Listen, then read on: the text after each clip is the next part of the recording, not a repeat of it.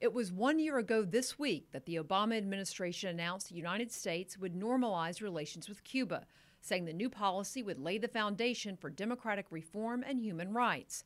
But over the last year, violent beatings against pro-democracy activists have escalated, and the number of political dissidents being detained is on schedule to break previous records. Antonio Rodiles is one of those dissidents brutally beaten for participating in a human rights demonstration.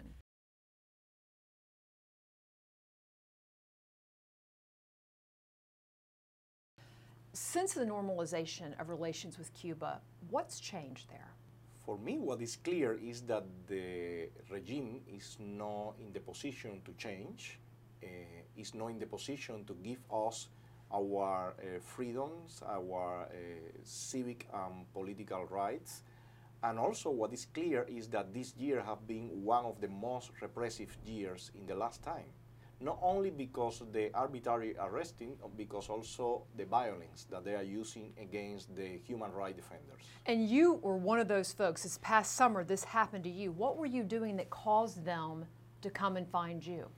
Just to go to a public manifestation, a pacific manifestation, asking for our freedom and our rights, and asking also for the release of the political prisoners. They don't want that we be in the street. They don't want that we go to the public space to talk about our point of view and what we want for our country.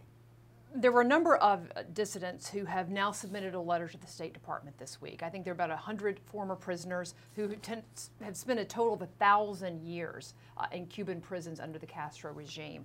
They've sent a letter to the State Department, the U.S. State Department, saying this new policy is a mistake, and that one of the reasons it's a mistake is because it's only going to prolong the life of the Castro regime in Cuba. Why do you believe that's the case? I don't think that also is going to prolong. It's going to allow the mutation of the regime. I think that they want to go from the totalitarian communist regime.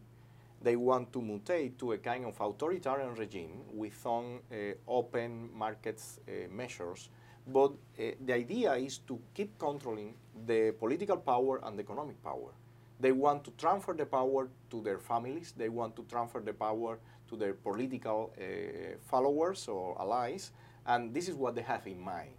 President Obama has said he would like to visit Cuba, but that he will only do so if he can meet with dissidents such as yourself. Do you think Raul Castro is going to permit him to do that over the course of this next year at some point?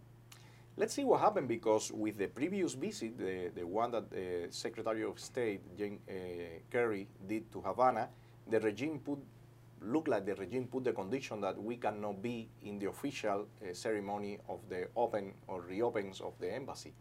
I don't know exactly what the Obama administration is negotiating with the Cuban regime, but I have doubts. If you could meet with him and other dissidents there, what would you want to tell him?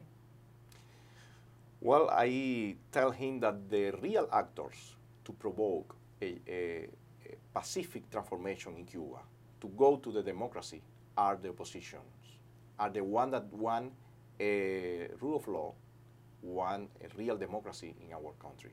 If they give the legitimacy to the regime, nothing is going to change in Cuba.